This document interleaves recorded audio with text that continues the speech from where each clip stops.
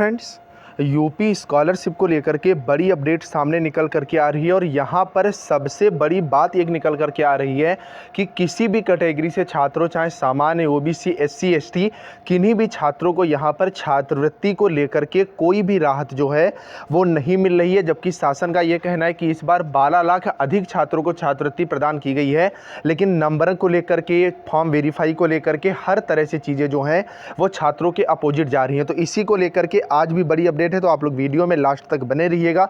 और चैनल पर नया तो चैनल को सब्सक्राइब, वीडियो को लाइक जरूर करना, क्योंकि ये चैनल हमेशा आपको रियल और ऑथेंटिक अपडेट प्रोवाइड करता है। तो देरी ना करते हुए हम लोग बढ़ते हैं। तो यहाँ पर अगर आप देखोगे तो कल ही यहाँ पर मुख्यमंत्री हेल्पलाइन पोर्टल से जो निष्पादित हुआ है, तो उन्होंने स्पष्ट रूप से बताया है समाज कल्याण विभाग की तरफ से कि वित्तीय वर्ष 2021-22 में अन्य पिछड़ी जाति के दसमोत्तर छात्रवृत्ति एवं शुल्क प्रतिपूर्ति योजना अंतर्गत प्रथम, द्वितीय एवं तृतीय चरण में छात्रों द्वारा ऑनलाइन किए गए आवेदन पत्रों का शासनादेशानुसार स्टेट एनआईसी के स्तर से संबंधित विभागीय वेबसाइटों से ऑनलाइन सत्यापनोपरांत जिला पिछड़ा वर्ग कल्याण अधिकारी लखनऊ के लॉगिन पर उपलब्ध कराए गए शुद्ध डाटा पर जनपदीय दसमोत्तर छात्रवृत्ति स्वीकृति समिति के निर्देशानुसार जो है निम्नलिखित कार्यवाही जो है वो की गई है। अब कार्यवाही के बारे में आप स्पष्ट रूप से देखिएगा। दसमोत्तर छात्रवृत्ति एवं शुल्क प्रतिपूर्ति योजना में ऐसे छात्र छात्राएं जिनके आवेदन पत्र ऑनलाइन सत्यापन के दौरान स्टेट एनआईसी राज्य इकाई लखनऊ के द्वारा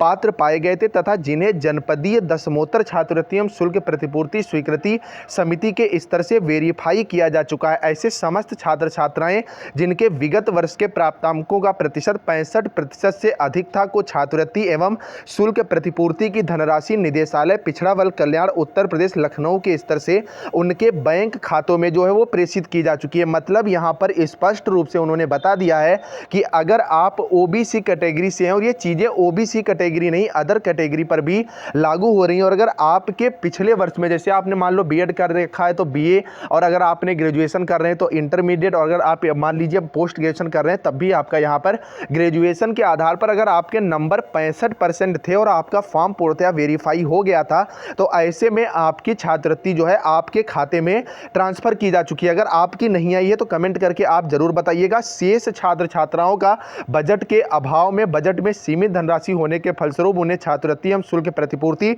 धनराशि प्रेषित नहीं की जा सकी है। दसमोत्तर छात्रवृत्ति एवं शुल्क प्रतिपूर्ति योजना में ऐसे छात्र छात्राएं जिनके छात्रवृत्ति आवेदन पत्र स्टेट एनआईसी राज्य इकाई लखनऊ के स्तर से ऑनलाइन सत्यापन के दौरान सस्पेक्ट पाए गए थे, संदेहास्पद के निवारण हेतु कार्यालय के जो आपका पत्रांक 389 जो कि 27 दिसंबर 2022 और उसके बाद पत्रांक 439 जो कि 21 फरवरी 2022 को आया था, और पत्रांक 439 जो कि 25 फरवरी 2022 को आया था, और आखिरी जो पत्रांक था 11 मार्च 2022 द्वारा जनपद की समस्त शिक्षण संस्थानों को संदेहास्पद की श्रेणी में जो रखा गया था उन्हें जो है बाद में वेरीफाई कर दिया गया है। तो स्पष्ट रूप से इन्होंने यहाँ पर आपको बता दिया है। अब आप समझ लीजिए कि अगर आप ओबीसी कैटेगरी से हैं और प्रीवियस ईयर में आपके नंबर 65% से कम थे, तब भी यहाँ पर आपको छात्रवृत्ति का लाभ नहीं मिलेगा। और दूसरी चीज इन्होंने बता दी है कि अगर आपका डाटा सस्पेक्ट था किसी भी रीजन से, चाहे वो प्रमोटेड को लेकर के हो, चाहे आपका मार्क्स के लेकर के हो, XYZ किसी भी तरह से अगर आपका डाटा सस्पेक्टेड था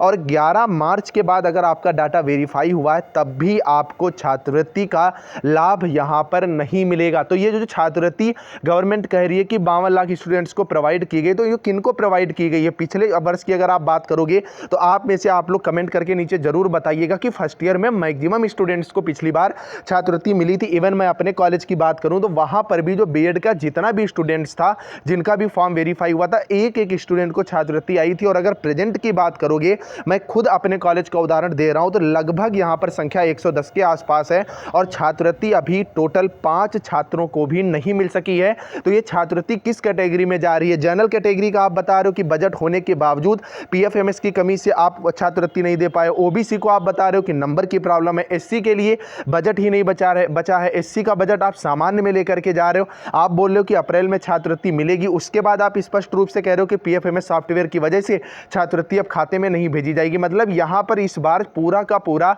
जो है वो सस्पेंस बना हुआ है, कुछ भी चीजें स्पष्ट रूप से क्लियर नहीं हो रही हैं। अगर आप यहां पर देखोगे, आज जो सुबह अपडेट आई हुई थी इसमें कि प्रदेश जनरल कैटेगरी के छात्रों के लिए कि प्रदेश सरकार 2 लाख रुपए तक सालाना आय वाले सामान्य वर्ग के परिवारों के विद्यार्थियों को छात्रवृत्ति व शुल्क प्रतिपूर्ति योजना का लाभ देती है। 4 दिन पहले खत्म हुए वित्त वर्ष में सामान्य वर्ग के कुल 5.14 64 लाख विद्यार्थियों को 570 करोड़ रुपए का भुगतान किया गया। शेष पात्र विद्यार्थियों को भुगतान के लिए शासन से 174 करोड़ रुपए पुनर्वियोग की अनुमति मांगी गई। उच्च पदस्थ सूत्रों के मुताबिक 31 मार्च की शाम 5 बजे तक शासन से पुनर्वियोग की अनुमति मांगी गई। जितना कम समय बचा था उसमें पीएफएमएस सॉफ्टवेयर से भुगतान की प्रक्रिया पूरी नहीं हो पाई। सामान्य वर्ग के विद्यार्थियों के लिए योजना बजट आधारित थी, इसलिए देयता अगले वित्त वर्ष में ट्रांसफर नहीं होती है। अधिकारियों का कहना है कि अगर पुनर्वियोग की अनुमति से समय से मिल गई होती तो छूटे 3,19,000 विद्यार्थियों में से 1,36,000 विद्यार्थियों को भुगतान हो सकता था। तो जब आपको छात्रवृत्ति देनी थी तो 25 मार्च से आपको 31 मार्च तक का समय था, तो आप छात्रवृत्ति जो है छात्रों को दे सकते थे। जहां पर बजट बचा हुआ है वहां आप समय का अभाव बता रहे हो,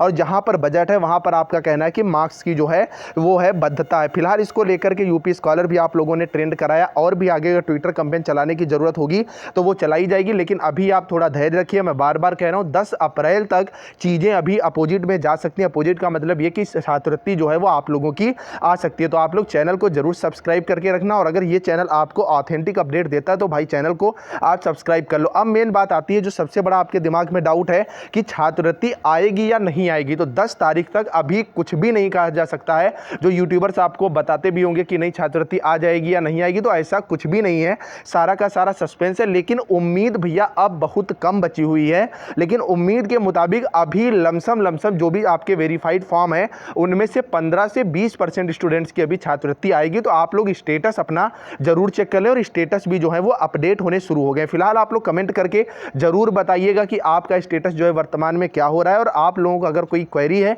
तो कमेंट बॉक्स में जरूर पूछिएगा। इस वीडियो के अंडर में जितने भी कमेंट आएंगे मैं वादा करता हूं एक एक कमेंट का आपको जो है वो रिप्लाई मिलेगा। बाकी जो चीज़ें आपको मिल रही हैं तो यार आप लोग स्क्रीनशॉट या मतलब जो इमेजेस होती हैं उनको टेलीग्राम ग्रुप पर पर्सनली जरूर सेंड कर दिया करो। लिंक नीचे डिस्क्रिप्शन में, स्टेटस चेक करने का वीडियो भी डिस्क्रिप्शन में पड़ा हुआ। तो चलिए फ्रेंड्स, मिलते हैं नेक्स्ट अपडेट के साथ, तब तक के लिए बाय बाय। लेकिन जाते जाते चैनल को सब्सक्राइब, वीडियो को लाइक जरूर करना। Bye bye guys.